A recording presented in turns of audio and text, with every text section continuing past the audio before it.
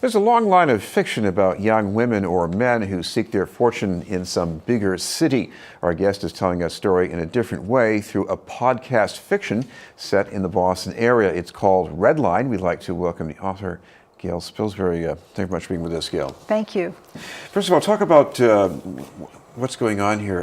A young woman looking for some adventure, fulfillment? Well, I wouldn't say adventure. She's really ambitious about her career. She's a teacher and an artist. She paints portraits, and she comes for her first teaching job in Boston, having gone to the Mass College of Art. So it's her dream to get back to Boston. She loved the city so much. So she's delighted to have her first job at a local school, but it turns out to be in the suburbs. And of course, one of the first ways you know this is in Boston is that some exchange with a driver.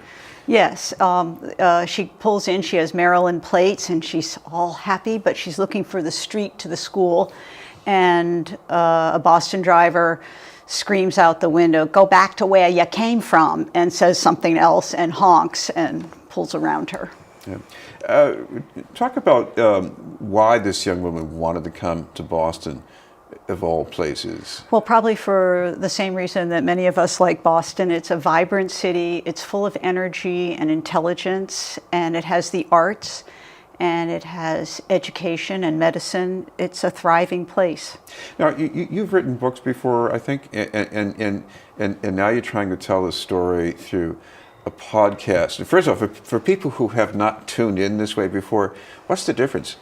Well, podcasting has been nonfiction up until a few years ago, where fiction is coming into play, and so I would say it has room to be anything you want it to be, but it is not an audible book. It's talking, and for fiction, yes, you could say some hybrid version comes in because you have to have a few narrative passages that connect the talking. So, but this is a talking story, and Pia, the protagonist, the young woman, right. She's 29, she's a millennial.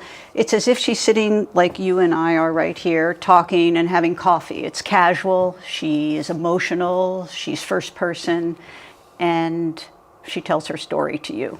Well, I was intrigued by not just the talking, but the sounds. There's some natural sounds in this. Yes, and too. perhaps because I produced this myself, we could have had more sounds perhaps, but it's expensive to make a podcast.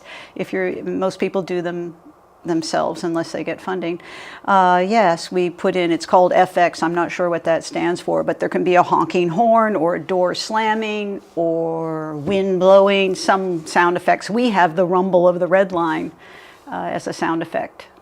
Do you miss the usual things in fiction? Because if you want to have, describing a streetscape or a landscape or even the physical attributes of a person, you can't go too deep because people want to hear the sound.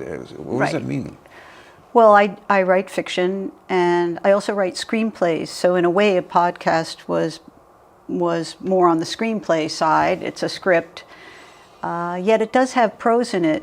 Pia's an artist, and all artists have a way of looking at the world and the environment around them, and so she does see things artistically. So there is some literary merit in there.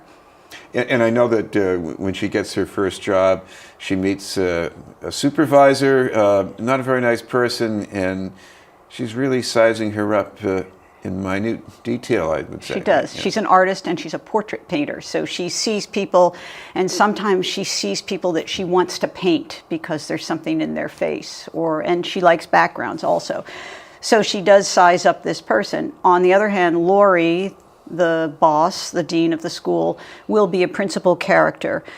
Though I consider the story a comedy and a form of entertainment for all of us, it also has some messages in it about the workplace, what it's like to be in the workplace. It has messages about women and feminism and the workplace, and men and women in relationships, and also the environment. It has a big section on climate change and global warming, but it's done through entertainment and dialogue.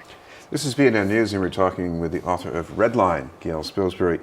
Yeah, let's talk about the workplace politics here, because Pia is at this private school, and there's a combination of some old Brahmin pedigree and some run-of-the-mill nepotism. Right.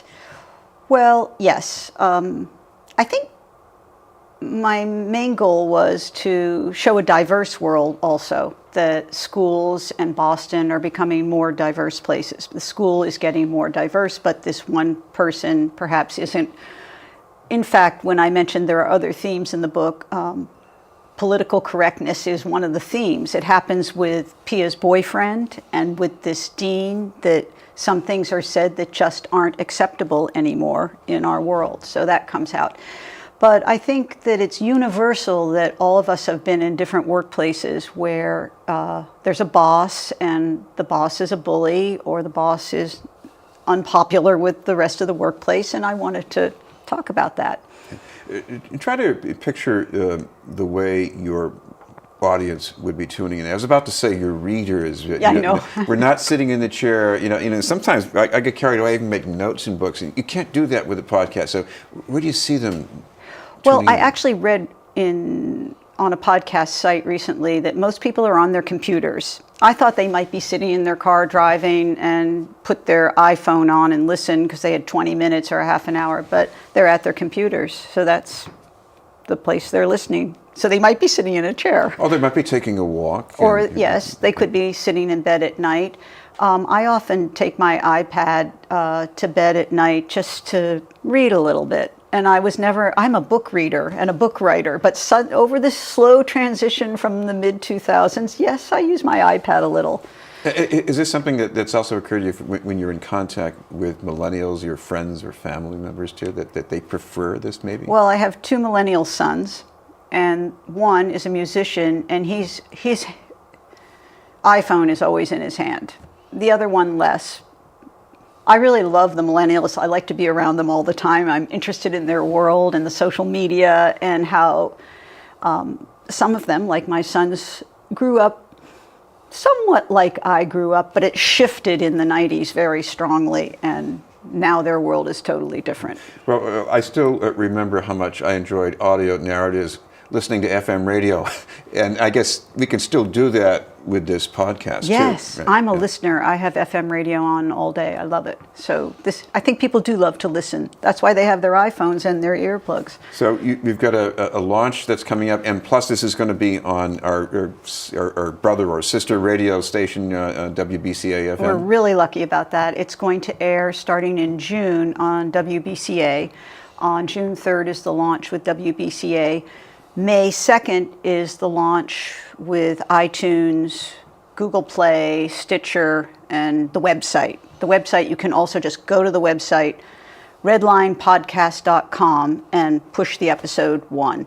It's there now, so it's a preview. Okay. Well, thank you very much for being with us. Thank you for having me. Gail Spilsbury, author of the podcast fiction Redline.